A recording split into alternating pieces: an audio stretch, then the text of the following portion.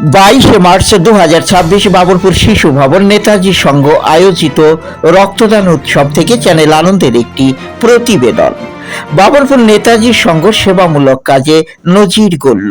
প্রতি বছরের ন্যায় চলতি বছরেও নেতাজি সংঘ যথাযোগ্যভাবেই আয়োজন করল রক্তদান উৎসব 2026। এটি তাদের 16তম বর্ষ। 16তম বর্ষে প্রায় 100 জন ব্যক্তি রক্তদান করেন। রক্তদান উৎসবে এদিন সমাজের বিশিষ্ট জনেরা উপস্থিত হন। আমরা নারী, আমরা সব পারি সংস্থার সদস্যরা রক্তদান উৎসবে স্বেচ্ছাসেবামূলক কাজে যুক্ত হন। মূল মঞ্চ থেকে এদিন গুণীজনদের সম্বর্ধনা প্রদান করা হয়। দক্ষতার সঙ্গে রক্তদান উৎসবের সঞ্চালনার দায়িত্ব পালন করেন জনপ্রিয় সঞ্চালক কৃষ্ণ বর্মন। গুণীজনেরা এদিন নেতাজি সংঘের উচ্চ প্রশংসা করেন। রক্তদান উৎসবে নতুন বস্ত্র প্রদান করা হয় দুস্থদের মধ্যে। চ্যানেল আনন্দে দেখুন রক্তদান উৎসবের কিছু মুহূর্ত।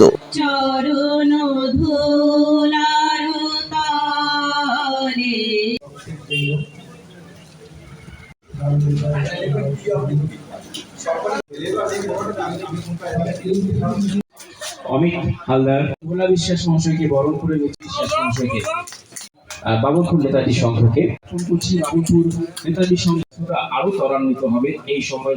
একবার জোরে হাততালি। আমি বিষ্ণুদাকে বড় আমরা যখন বিভিন্ন সময় বিভিন্ন কাজে ব্যস্ত করে আসলে বাবরপুর বরণ করে দিচ্ছি এই মুহূর্তে সহকর্মী সত্যি এখানে একটা নীরব প্রাঙ্গণ আছে বাবরপুর নেতাজি সংঘ। বিষ্ণুদা মহাশয়কে আমরা সম্বর্ধনা জ্ঞাপন। বাবরপুর নেতাজি সংঘ ক্লাব আমরা মানুষের কাছে পৌঁছাতে আরেকবার ধন্যবাদ জ্ঞাপন করছি চ্যানেল আনন্দের আনন্দচন্দ্র মণ্ডল মহাশয়কে, ক্লাবের সমস্ত অধিকার